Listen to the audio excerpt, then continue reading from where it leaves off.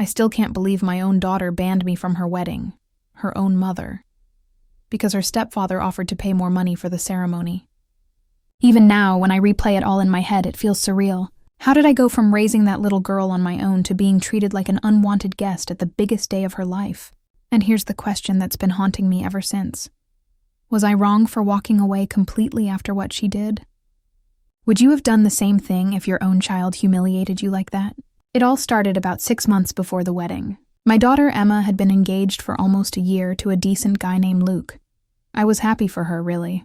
She'd always been bright and ambitious, and though life hadn't been easy for us when she was growing up, I was proud that she'd made something of herself. I raised her on my own after her father left when she was barely 2. For years, it was just the two of us. Me working late shifts, taking odd jobs, and stretching every dollar just to keep food on the table and her dreams alive. When she turned 10, I met David, the man who would later become her stepfather. He came into our lives at a time when I was exhausted, both emotionally and financially. At first, Emma didn't like him much. She was protective of me, and I think deep down she feared he would replace her father. But over time, David managed to win her over. He was patient, kind, and I'll admit generous.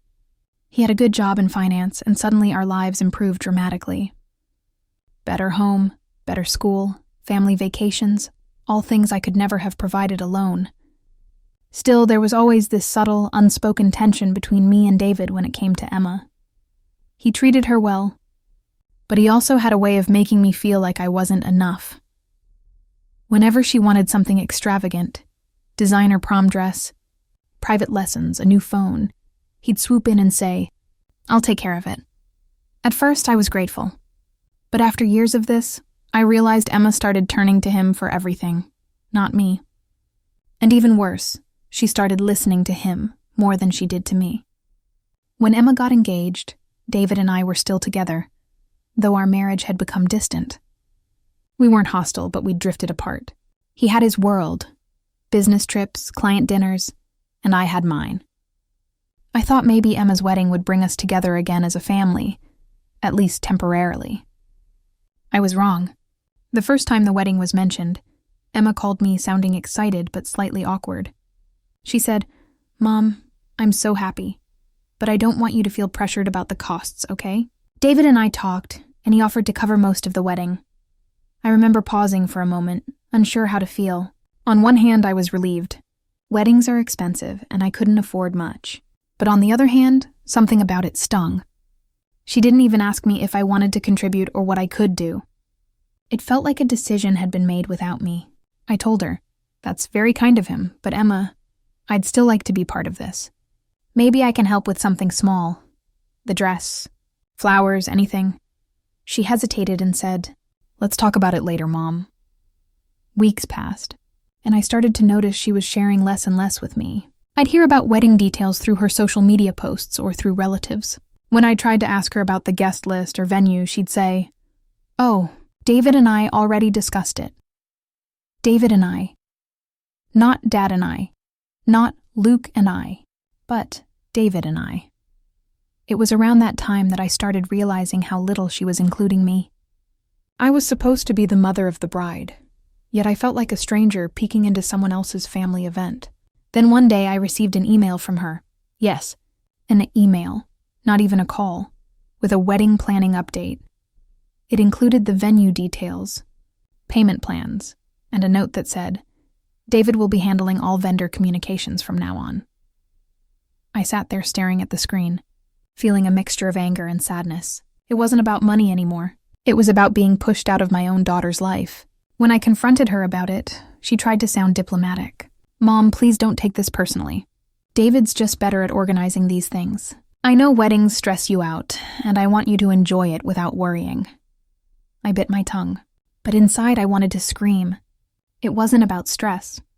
It was about control. David was calling the shots, and Emma was letting him. Then came the final blow. 2 months before the wedding, I received another email. This time, an invitation to a family dinner at David's house. I assumed it was wedding-related and agreed to go. When I arrived, everyone was already seated. David, Emma, her fiancé Luke, and David's parents. I could feel something heavy in the air, like everyone knew something I didn't. Emma looked nervous. After some small talk, she finally said, "Mom, I need to tell you something, and I don't want you to be upset." My stomach dropped. I said, "Just say it, Emma." She took a deep breath and said, "David and I have decided that it might be better if you don't attend the wedding ceremony." I blinked, thinking I'd misheard her. "What?" She repeated it, slower this time. "It might be better if you don't come to the wedding." I laughed, not because it was funny, but because my brain refused to process what I was hearing. "You're joking, right?" David cleared his throat. "It's not a punishment," he said smoothly. "It's just that we've decided to keep things more balanced. Luke's parents are covering part of the costs, and since I'm paying for most of it, I think it's fair that we handle guest arrangements. There are limited seats, and we need to keep it organized." That's when it hit me. He was paying for the wedding, and because of that, he thought he owned it. And apparently, my daughter agreed. I looked at Emma, waiting for her to defend me. She didn't. She looked down and said softly, "Mom, please don't make this harder. You'll still be part of my life, just not that day. It's not personal." Not personal? Being told I wasn't welcome at my only daughter's wedding because her stepfather's money mattered more than her mother's love. How could that not be personal? I got up from the table, my legs shaking. "I hope you enjoy your perfect wedding, Emma, because I won't be part of it." And I walked out. That night, I cried for hours. I didn't sleep. I kept thinking about all those nights I worked double shifts so she could have a better future. All those birthdays where it was just me scraping together enough for a cake. And now she'd erased me from the biggest moment of her life, all because of money. A few days later, I received a message from her. "Mom, I know you're hurt, but please understand. David has done so much for me. He deserves to be honored, and it wouldn't feel right to have tension that day. I hope one day you can forgive me." Forgive her? How do you forgive something like that? So that's the situation I was in, and I had to make a choice. Before I tell you what happened next, I want you to pause and think about it. If your child banned you from their wedding because someone else paid more, what would you have done? Would you show up anyway, or would you walk away like I did? Tell me honestly, because I still question myself every single day. Anyway, here's what happened next. I decided I wasn't going to beg for a place in her life. If she valued money over love, then she could have her perfect day without me. But deep down, I couldn't let it end like that.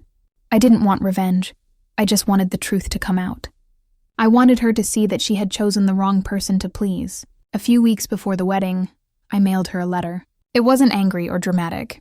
It simply said, "Emma, I hope your wedding day is everything you dream of. Just remember, money can buy flowers and dresses, but it can't buy loyalty or love. The person who raised you, who sacrificed everything, wasn't the one signing the check. It was the one who stayed when no one else did."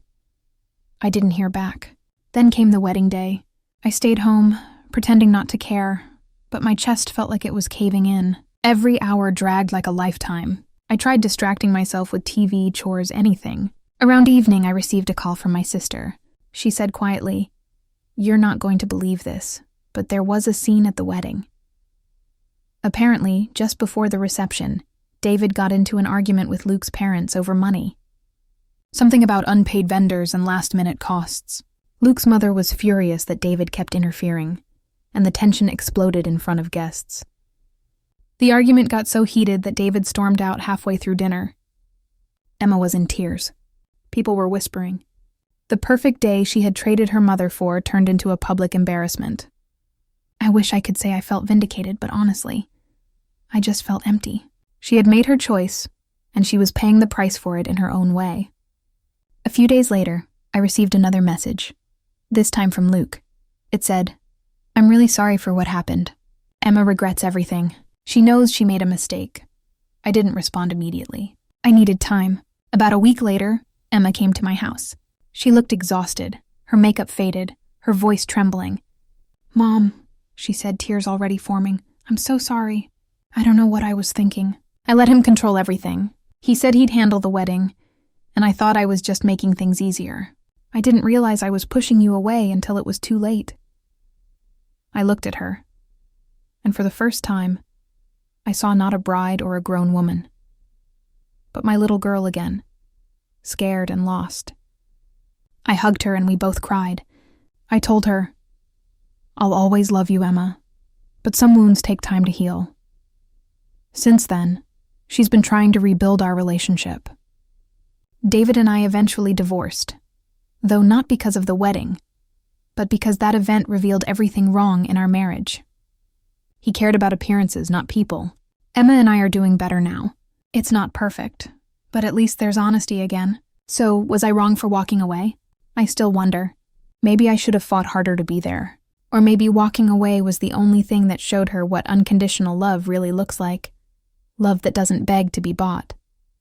If you were in my position, would you have gone to that wedding anyway? Or would you have done what I did and chosen self-respect over humiliation? Like this video if you think I made the right choice. Subscribe for more real-life stories like this, and tell me in the comments, what would you have done if your child banned you from their wedding because of money? Thanks for listening, and I'll see you all in the next story.